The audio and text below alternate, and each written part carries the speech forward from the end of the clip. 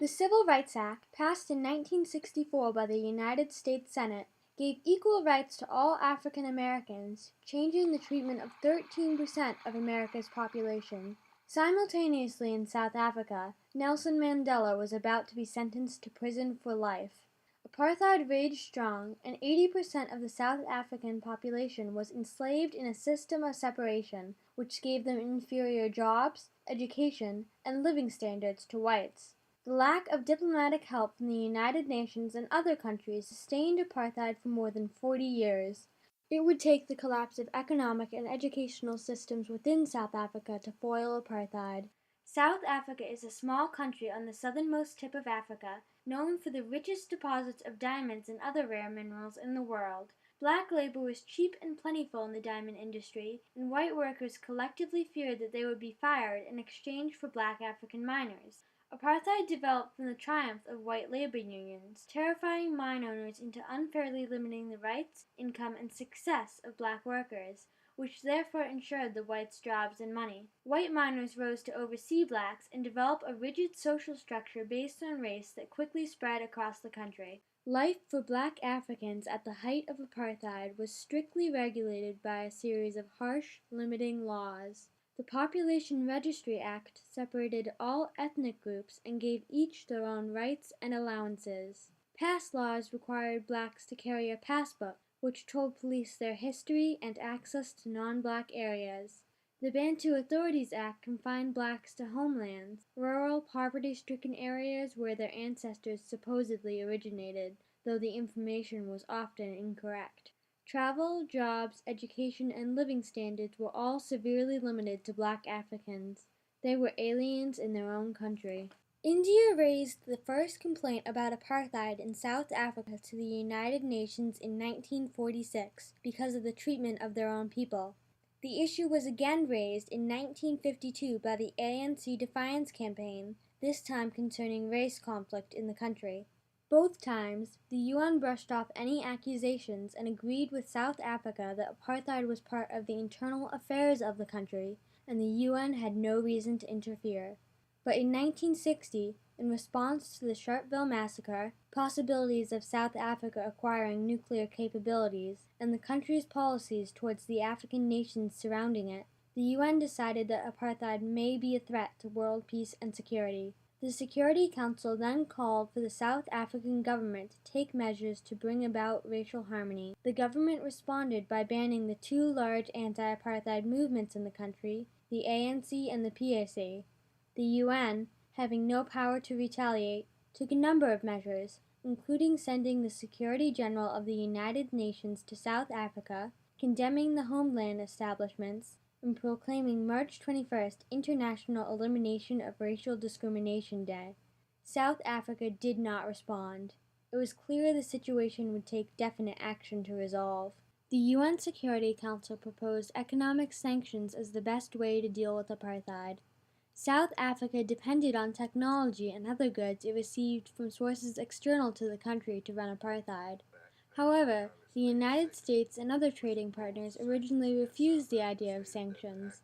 The General Assembly pleaded for member nations to suspend all diplomatic, cultural, trade, and transport relations with South Africa in both 1962 and 1968, but most countries did nothing.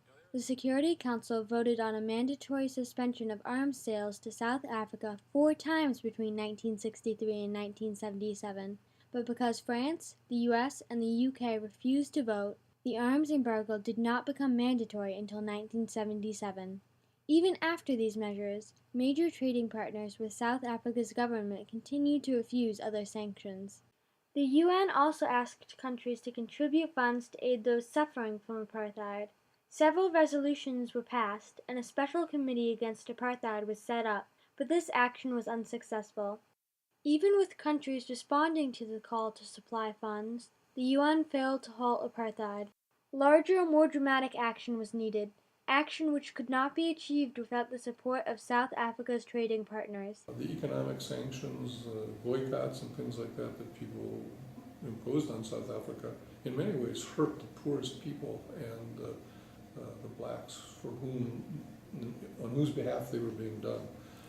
Even though the United Nations tried to take action against apartheid, they were largely unsuccessful and caused the South African government to take measures to protect apartheid. Apartheid did eventually crumble by the collapse of economic and educational conditions in South Africa itself. Basically, there are two completely separate educational systems. The educational system for blacks was extremely inferior in terms of resources. I went to a Catholic school, private school, and it was all white. We would hear that, we needed to go to that school because it was a school for whites, and that's just the way it was because the blacks went to different places. The Bantu Education Act was a huge assisting factor in this appalling state of affairs. Anger finally exploded June 16, 1976, when students in Soweto, Johannesburg took to the streets in protest. The police gunned and beat the protesters, resulting in the deaths of children as young as 8 years old. Horrified, ANC members across the country withdrew from schools and began to revolt. More than 1,000 people died in the spreading uprising. I think that's why my mother decided at that time that it was just time to pack up because it was not safe, and politically, just the unrest made her make that decision to leave. Protesters were joined by black workers angered at their low wages and high living costs. The country seemed to be collapsing from the inside out. Unable to curb the furious masses, the South African government was forced to make concessions to their people. Severe shortages of skilled labor due to the bad education systems raised the cost of sustaining apartheid dramatically, and suppressed black township residents joined the revolt. Various states of emergency were declared in the 60s, 70s, and 80s, but anger and demand for change could not be stifled. Finally, on February 2, 1990, President de Klerk was forced to dismantle apartheid. He also released Mandela and other political prisoners, ended the ban on the ANC and similar anti-apartheid movements, lifted some of the state of emergency, limited jailing without a trial to 6 months, and released press restrictions. In 1994, more than 22 million votes of both black and white South Africans elected Nelson Mandela, backed by the ANC, as president of the newly democratic nation. Out of the experience of an extraordinary human disaster that lasted too long, must be born a society of which all humanity will be proud. But the problems created by apartheid are not easy to overcome. We've eliminated legal and political apartheid, but economic apartheid still exists in South Africa.